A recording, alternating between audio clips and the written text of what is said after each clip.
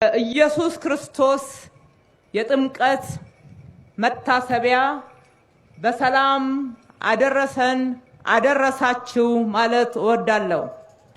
በምህረቱ የሰው ልጅ ሁሉ ሊያድን ከኃጢአት ሞትም እንዲድኑ ለማድረግ የሰው ልጅ መስሎ ከድንግል ማርያም በቤተልሔም ተወልዶ በዮርዳኖስ እንደተጠመቀ እንረዳለን።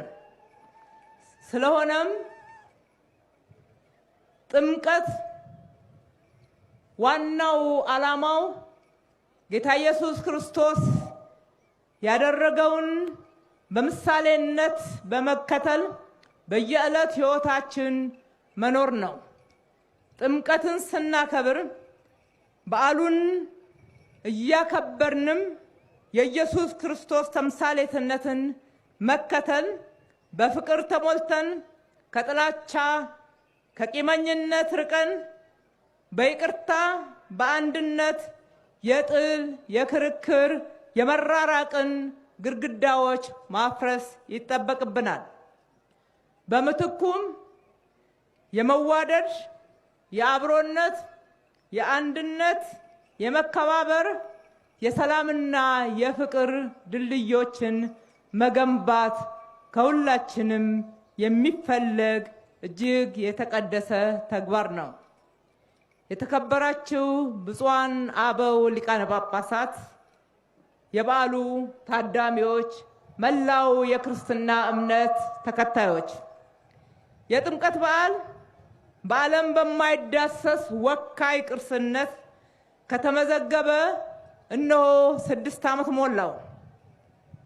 ይህ ውብና ደማቅ ስርዓት ያለው ታላቅ በዓል ከሃይማኖታዊ በዓልነቱም በተጨማሪ ባህላችንን፣ ቋንቋችንን፣ ዜማችንን እና ህብረ ብሔራዊ አንድነታችንን ለዓለም ከፍ ባለ ሁኔታ የምናሳይበት በዓል ነው።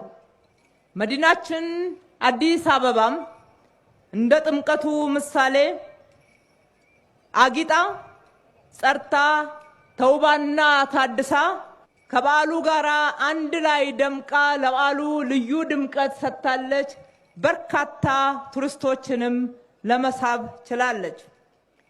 ይህንን ውጤት በማስመዝገብ በኩል ከኢትዮጵያ ኦርቶዶክስ ተዋሕዶ ቤተክርስቲያን ጋር በቅርበት ሰርተናል።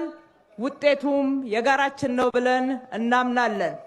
ስለሆነም ለተደረገልን ትብብርና በአብሮነት ሆነን ከተማችንን በማስዋብ እነሆ ለእንደዚህ አይነት በዓላት ልዩ ድምቀት ልዩ ስበት በመጨመር በኩል አብረን ለሰራነው ስራ በራሴና በከተማው አስተዳደር ስም እጅግ አድርጌ ማመስገን እወዳለሁ።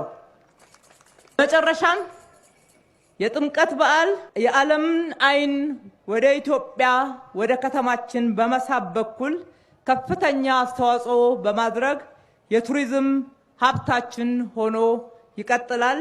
ዛሬም ይህንኑ ውጤት እያስገኘ ነው።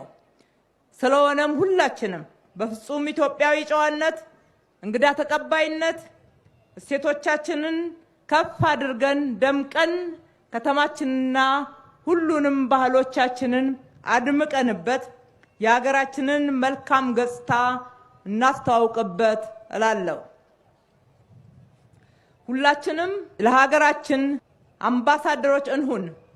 በዓሉ የሰላም፣ የፍቅር፣ የአብሮነት እንዲሆንልን ከልቤ እመኛለሁ። መልካም በዓል። ፈጣሪ ኢትዮጵያና ሕዝቦቿን ይባርክ።